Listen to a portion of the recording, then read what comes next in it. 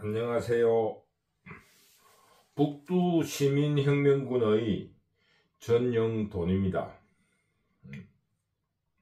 오늘은 윤석열 정부에 대한 이해와 변명이라는 제목으로 강의를 시작하겠습니다.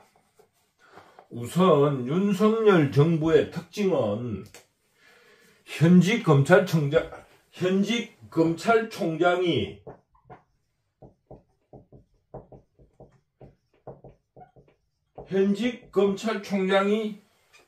대통령이 당선되었다는 겁니다. 이게 일반 국민들이나 다른 사람들은 굉장히 과소평가를 하는데, 저는 이 문제를 윤석열 정부를 이해하는 키포인트로 생각합니다. 왜냐하면 현직 검찰총장이 대통령이 됐다는 것은 지금 현재 전직 문재인 정부가 도둑놈이라 하는 걸 국민들이 인식한 거예요. 그렇게 해석할 수 있습니다. 바로 잡아달라 이거예요. 근데 한 달 전인가 이재명이가 윤석열 정부를 비판한다고 민생 순방이라는 프로그램을 가지고 국민들에게 윤석열 정부를 비판하는 그런 기회를 가졌어요. 그때 문재인 정부의 경제수석을 했던 김현철 서울대 교수가 어떤 말을 했냐면은 일본의 어떤 그 속담, 반성만 하는 것은 원숭이도 할 수 있다. 이러면서 윤석열 대통령을 굉장히 비판했습니다. 그러면서 윤석열 정부의 지금 현재 경제정책의 실패는 이념성에 너무 치우치고 있다. 그런 말을 했어요. 그러면서 민생으로 돌아오라고 그랬어요. 저는 그거를 이야기를 듣고 깜짝 놀랐어요. 문재인 정부의 경제수석이었던 김현철 교수, 그 사람이 그 세력들이 공산좌파의 이념을 내세워가지고 나라를 완전히 깽판 만들어버린 거 아닙니까? 가장 긴 이야기를 할 필요가 없습니다. 부동산 정책. 뭐라고 말했습니까? 이념적으로. 잘 사는 사람 못 살게 하겠다. 바로 이 이념 아니었어요? 그런데 그러자마자 부동산이 약 3배 정도로 폭등을 했어요. 저도 그거를 경험한 사람입니다. 저도 조그만 아파트에 사는데 서울 노원구에 2억 5천 주고 산 아파트가 6억에 팔렸어요. 1년 만에. 물론 저는 팔지는 않았는데 그 이웃에서. 지금은 한 4억 정도 합니다. 그 이념성을 치중했던 김현철 교수가 이념에 치우친 이념성에 대한 이야기가 뭐냐 하면은 반중 친미, 지나치게 반중하고 지나치게 친미를 한다는 거예요. 그러니까 공산좌파들의 기본적인 생각은 자기가 한 일은 전혀 이념적으로 정의로운 거예요. 그거는 공산주의 사상이거든요. 공산주의 사상은 바로 그거예요. 개인의 행복은 어디에 있느냐? 정권 탈취와 인민해방, 여기에 헌신하면 모든 것은 정의입니다. 거짓말을 시켜도 정의고, 그러니까 거짓말을 밥 먹듯이 하는 거예요. 그러니까 가장 자기들이 이념성에 치우치고 있다. 그러면서 이념성에 대해서 굉장히 비판을 했습니다. 그런데 저는 윤석열 정부가 민생에 전혀 신경을 쓰지 않아도 된다고 보는 사람입니다. 왜? 지금 이 나라는 문재인 정부의 이념성에서 온 것이기 때문입니다. 이 나라의 지금 위기는 김현철 교수 같은 이념주의자들이 나라의 경제를 살리지 않고 이념성에 치우친 결과로 오늘의 이 혼란이 일어나고 있다. 그렇기 때문에 지금 윤석열 정부가 해야 되는 거는 그 문재인 정부가 선전선동했던 이념, 이거를 완전히 바꿔야 됩니다. 공산자파의 이념이라는 거는 소련의 고르바초프도 이야기했지만은 국가 독점자의 자본주의입니다. 왜냐하면 악랄한 자본가들의 형태를 국가가 하는 거예요. 그러니까 소련이라든가 이런 게 사회주의 국가가 처음, 공산주의 국가가 처음 썼을 때는 스탈린이 경제를 비약적으로 발전시켰어요. 그러나 그게 한계가 있는 거예요. 사회주의, 공산주의는. 그러다 보니까 그 국민들, 자기들이 말하는 인민들이 점점 못 살게 된 거예요. 지금 북한처럼. 왜? 국가가 착취를 하니까. 국가가 노동조를 착취를 하는 거예요. 그것처럼 지금 우리가 부동산 정책에서 보듯이 문제의 부동산 정책이 폭등을 3배를 했는데 제가 경험한 거, 노원구 아파트 41제곱미터 전용 2억 5천 했어요. 6억에 팔렸습니다. 그건 네이버에 치보면 나옵니다. 상계동, 노원구 상계동 주공아파트 치보면 나와요. 그래프가 다 나와 있습니다. 지금 4억 합니다. 4억. 나는 이게 정상이라고 봐요. 왜? 물가 인상이 있으니까. 물가 인상률이 있으니까. 환율이라든가 여러 가지 물가 인상 요인이 있으니까. 그러니까 뭐냐? 이념을 바로잡으면 민생은 해결된다는 거예요. 민생이라는 게 따로 있습니까?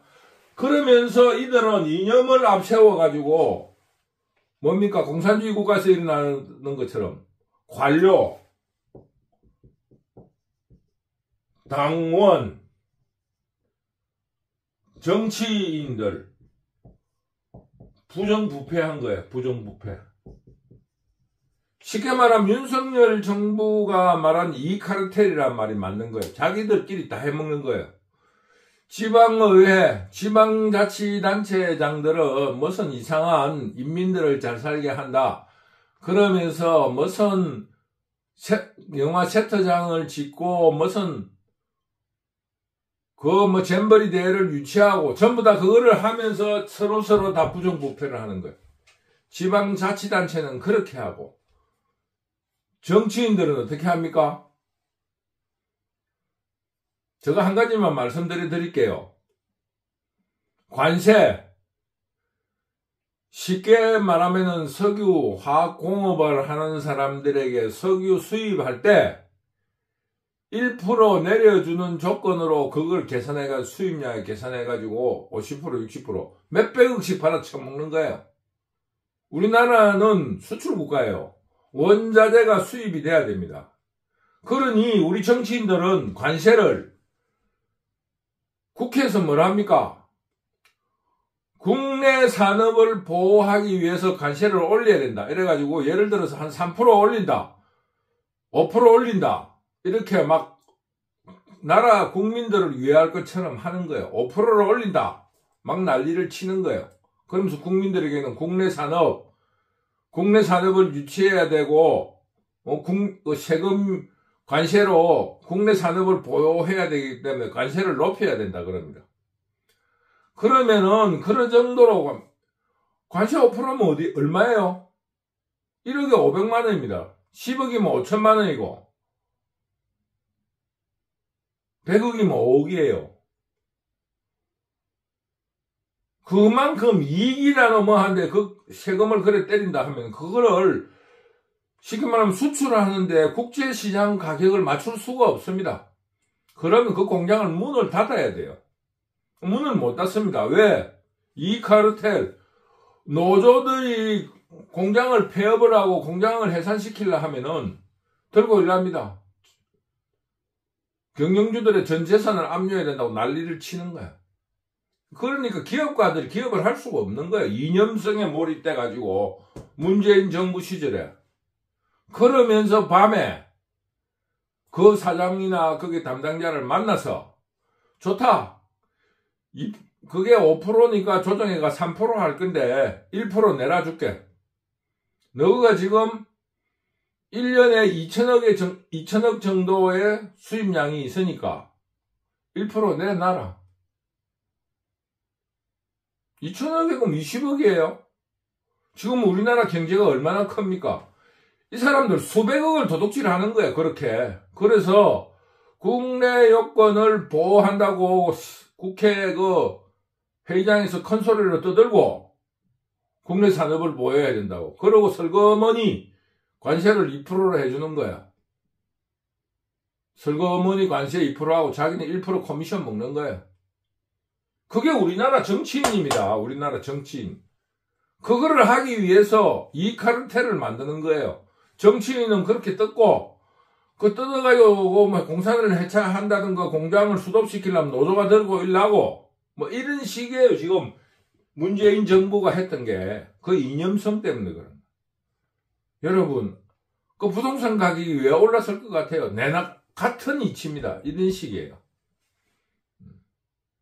아파트를 짓는데 이자를 갖다가 몇 프로 감해준다. 왜? 투자하려면 부피가 크니까 몇백억이잖아요.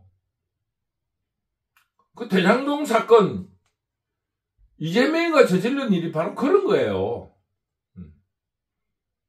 국민들이 속고 있었던 겁니다. 그래서 민생은 어떻게 해야 되느냐? 이념성을 탈피해야 된다.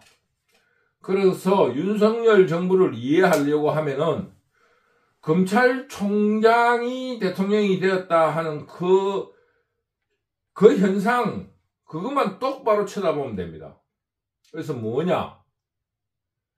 국민들이 문재인 정부의 그 도둑놈들하고 이념성을 바로잡으라고 시킨 겁니다. 그리고 민생, 이념성이 회복되면 부동산이 정상화되는 것처럼 민생은 저절로 되는 거예요. 제가 말씀드렸죠. 물가가 인상이 왜 인상이 되느냐. 문재인 정부가 도둑질을 많이 한 거예요. 여러분, 국회에서 국회의원들이 국내 산업을 보호한다면서 관세를 막 팍팍 올리는, 그렇게 이야기하는 이유가 뭔 줄 압니까? 그 뒤로 도둑질하기 위해서 그런데. 가장 간단하게 말해서 관세에 대해서 이야기하는 거예요. 그러면은 도둑질할 게 얼마나 많겠어요? 부가가치세, 그 다음에 소득세, 법인세. 그러니까 우리나라가 재벌의 문제점은 바로 이런 데 있는 겁니다. 우리가 재벌을 한번 들여다봐야 된다. 이 재벌을 한번 들여다봐야 된다 하는 거는 우리나라 재벌 구조가 부정부패에 이게 접목되기 가장 쉬운 체제라는 겁니다. 독점적이거든요. 첫째 독점적이고, 그럼 두 번째 건강보험공단이라든가 은행 이런 거에서 대출이 엄청나게 많습니다. 채무가 많아요.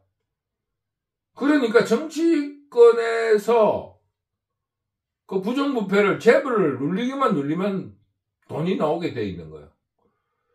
그래서 민생은 그 이념성을 바로 함으로써 민생은 해결된다. 그렇기 때문에 이념성에 치우친 거는 윤석열 정부가 아니고 문재인 정부예요. 그래서 우리는 김현철 교수라는 문재인 정부의 경제수석을 한 사람이 그런 말을 해요. 윤석열 정부의 경제 실패는, 민생에 대한 실패는 이념성에 있다. 저는 그렇게 생각하지 않습니다. 그래서 국민 여러분들도, 제 강의를 듣는 시청자분들도 윤석열 정부의 이념성은 그 이념을 바르게 하는 겁니다. 그 이익카르텔을 해체하고. 그래서 지금 현재 윤석열 정부는 잘하고 있다. 두 번째로, 마지막으로 제가 말씀드리는 건 입법 독재, 입법기관의 독재가 지금, 입법기관의 독재가 시작되었대. 윤석열 정부의 출범과 마찬가지로, 출범의 시작과 마찬가지로 공산자파들은 끊임없는 탄핵을 주장했습니다. 또 혹은 탄핵을 협박했습니다. 모든 법을 그들이 170석, 300명의 170석이고 자기들 유관 진보 세력까지 합치면 190석까지 할 수 있어요. 약 10명만 더 넣으면은 내부에 10명만 불만 세력을 국민의힘의 10명만 더 모으면은 탄핵도 가능한 거예요. 끊임없이 탄핵을 협박하고 또 입법을 강행했습니다. 윤석열 정부의 입법에는 찬성을 안 해주고 끊임없이 반대를 하고 윤석열이 반대되는 정책의 입법을 계속해왔습니다. 그러면서 서울대학 교수라는 경제수석이 뭐라 하냐면은 윤석열 정부의 방해는 입법부의 독재, 입법부의 다수당이 협조하지 않아서 그렇다는 말을 하지 않습니다. 이념성이라고 그러고요. 그러니까 지금 현재 우리나라에는 양심 세력이 없습니다. 국민 여러분들이 바짝 정신을 차려야 됩니다. 그러면서 지금 현재 국민들이 정신을 차려서 이재명이라든가 문재인에 대한 반대 세력들이 결집을 되자 이 사람들이 예전에 국민들을 속였던 박근혜 탄핵의 수법을 쓰고 있습니다. 뭡니까? 무당. 뭡니까? 박근혜 대통령을 탄핵했던 그 이유는 뭐예요? 한국의 여성 비하. 두 번째, 미신, 점술.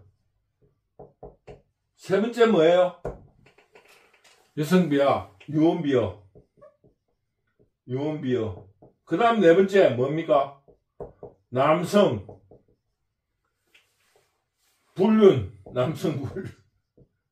지금 김건희 여사한테 여성 비하를 하고 있어요.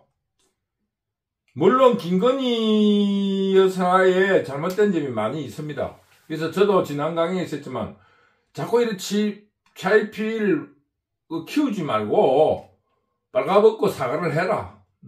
그동안에 미숙했던 점에 대해서 사과를 한다. 앞으로 좀 더 몸조심하겠다. 뭐 이런 정도. 뭐 그러고 대통령 선거 때 있었던 것처럼 나는 밥이나 열심히 잘하겠다. 이런 정도로 사과를 해야 됩니다. 그러면서 뭐를 합니까? 오방색 미신. 지금 현재 뭡니까? 무슨 김건희 주변에 무슨 무속인 비슷한 뭐 도사가 하나 있다 그러죠?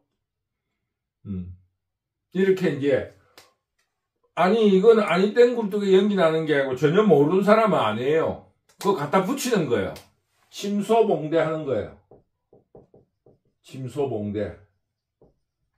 간단하게 말하면은 그 무당이 검찰총장의 마누라하고 연결이 됐다 하면은 그 마케팅 요법으로 내 손님 중에 검찰총장 사모님이 온다고 얼마나 광고를 했겠어요. 얼마나 잘해줬겠습니까? 그래 김건희 여사가 쉽게 말하면 모질이에요. 좀 모자라는 사람이에요. 그런 사람일수록 몸가짐을 조심해야지. 거기에 가가지고 내가 검찰총장 사모님이네 마누라네 하고 어석됐다는 그 자체가 인간이 좀 덜 된 건 사실이에요. 그러면서 그 미신하고 이걸 넣는 거예요. 여성 비하를 기본으로 해서. 그 다음 뭡니까? 남성 불륜. 김건희 여사가 뭡니까? 결혼 전에 여성 편력이, 남성 편력이 많았다. 아, 많을 수 있죠. 여자니까. 그건 미혼이고 하니. 이것도 침소봉대를 하는 거예요. 박근혜 대통령도 어떻게 했습니까? 어르실에 있는 비아그라를 가지고 거기에 있는 비서들하고 섹스를 즐겼다. 몇 사람하고 했는지도 모른다고 유언비를 해서. 그래서 한번 외출을 하고 오면 남자들을 비서가를 만나고 나면은 청소를 해도 힘이 없어가지고 청소부가 청소를 해도 의자를 비켜주지 않았다. 뭐 이런 식이에요. 지금 그거를 또다시 시도하고 있습니다. 그러나 이런 여러 가지 위험 요소에서 윤석열 정부는 훌륭하게 지금 이념을 바로잡고 수행하고 있다고 생각합니다. 지금 언론기관도 많이 바로잡아졌고, 또 어차피 공산자파와 자유우파의 싸움이라 하면은 비열할 정도로 냉정하게 싸워야 됩니다. 몰아낼 놈들은 몰아내야 됩니다. 지금 현재 상황이 그렇다면, 그래서 저는 윤석열 정부가 경제 지금 중요한 게 아니다. 저는 그걸로 변명을 하는 겁니다. 이념성을 바로 세우면서 경제가 바로 된다.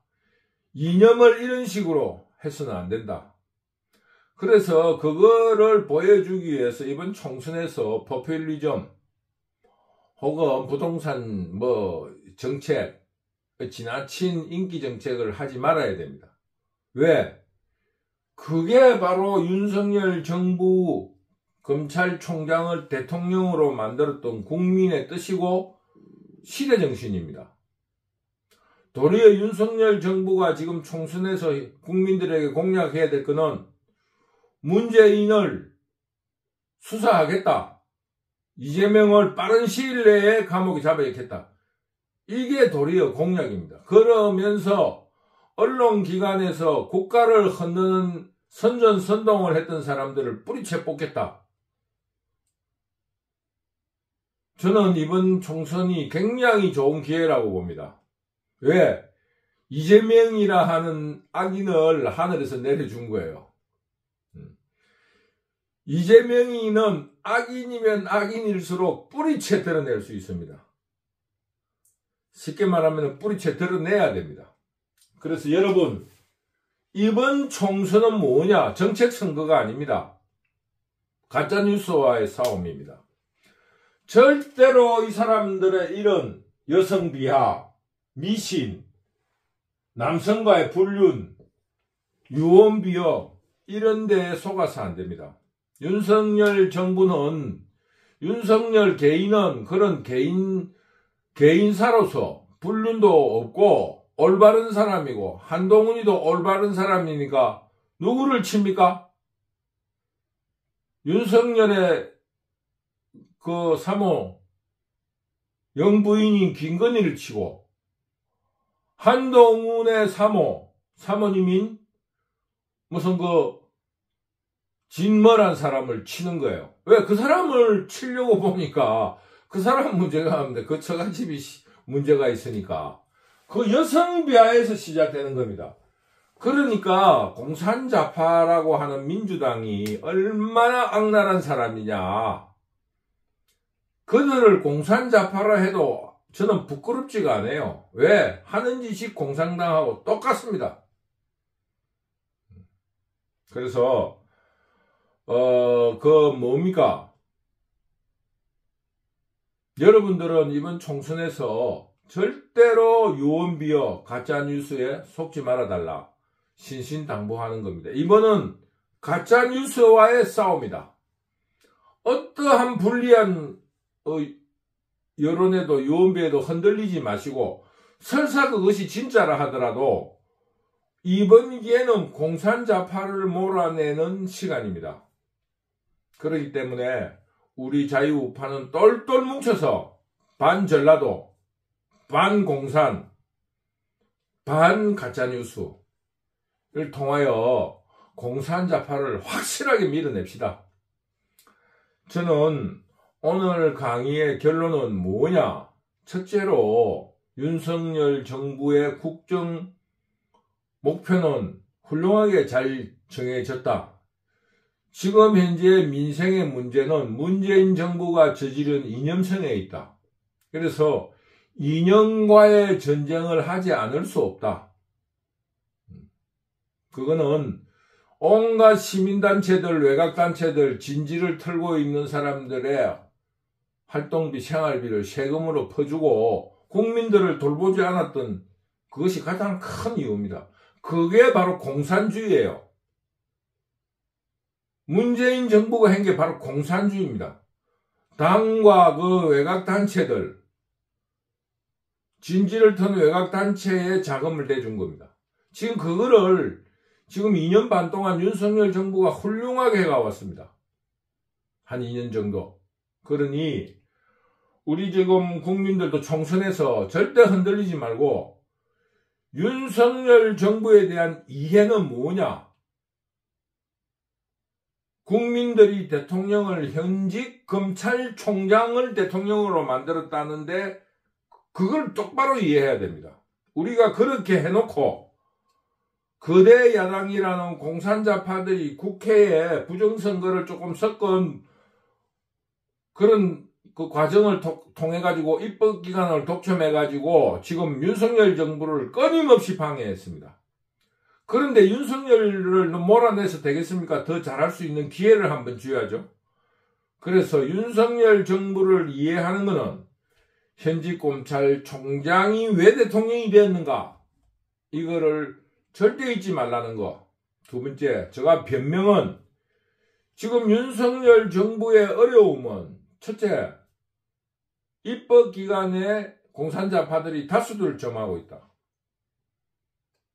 그게 첫 번째 이유입니다. 두 번째, 윤석열 정부의 경제라든가 여러 가지 어려움은 입법기관의 소수파라는 것도 이유가 되지만 두 번째 이유로는 문재인 정부의 이념성 그리고 외곽단체들의 이념성 여기에 있습니다. 그래서 세 번째 결론은 뭐냐?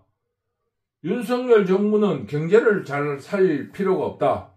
지금 경제를 돌볼 이유가 시간적 여유가 없다. 이념성을 바로잡자. 이런 제가 변명을 덧붙이고 싶습니다. 왜 이념성은 국민을 소련에서 봤다시피 이념성에 치우치면 국민은 안중에도 없습니다. 왜? 정권 탈취와 인민해방이라는 선전 속에서 국민들의 피를 빨니까요. 이 소련에서 실토한 사건입니다. 그래서 그 정권을 유지시키는 진지를 갖춘 외곽단체들에게 세금을 퍼주고 또 그들은 관료, 당원, 정치인들은 뭐를 합니까? 부정부패를 하는 거예요. 이 카르텔을. 지금 이런 입장에서 윤석열 정부의 국정의 방향은 정확하다. 저는 이런 변명을 덧붙이고 싶습니다. 여러분, 이번 총선에 절대 가짜뉴스에 속지 말고 오로지 공산자파를 몰아내는 기회라는 거 반드시 몰아내야 된다는 것을 깨달읍시다. 저의 어설픈 강의를 들어주셔서 감사합니다. 더욱 노력하겠습니다. 감사합니다.